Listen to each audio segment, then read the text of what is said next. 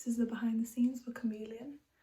This is the living room set that I've made in the living room at my house. So I'm just going to give you a tour and talk about some of the different items in more depth. So I started by disguising the laminate flooring underneath by putting this brown carpet down. It wasn't big enough for the whole room, so I used some of these sheets, which aren't the best, but at least they disguise the floor, just to give it a continuous feel throughout the room. I wanted the coffee table in the living room to be a key focal point in the room, to show some of the vices and habits, bad habits of the characters.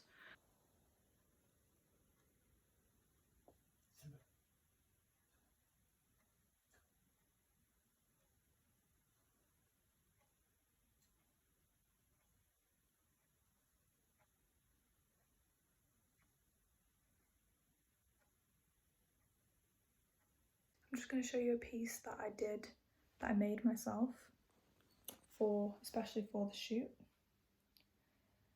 We didn't have an old-fashioned or 90s looking phone in the house, so I decided to make my own. So this was just done with some polystyrene, some shiny paint, and these numbers are just buttons that were painted. Placed all our electricals that we had in the living room. I've got this CD player from the 90s, a video player, as opposed to DVD player, which they didn't really have back then. This old TV with a very big back, and then I hid the TV that we had behind this mirror and that coat because it couldn't be taken off the wall. The sofa was previously brown leather, and I didn't think that was really not a 90s kind of style that they would have had, so I covered it in this purple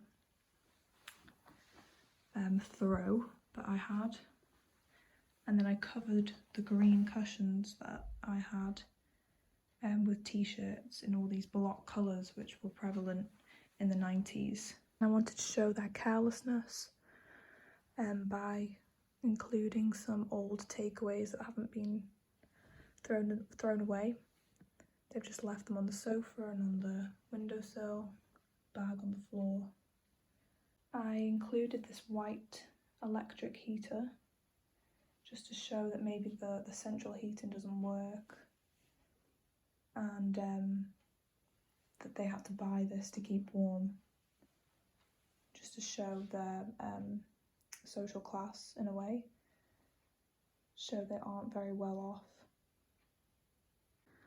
I wanted to use a lot of mirrors because she'd be constantly looking at herself, making sure she looks good to go out and do her job.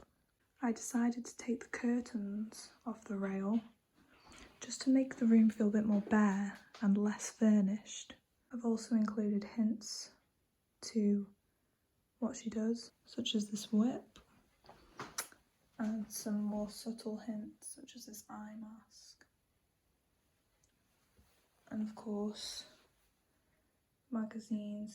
I was keen to include some red lighting in the room, just little accents here and there. So this LED strip I placed under the sofa just to give a fairly subtle glow.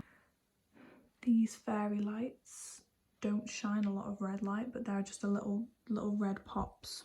This main red bulb gives a great red shine, but the main light is this white one,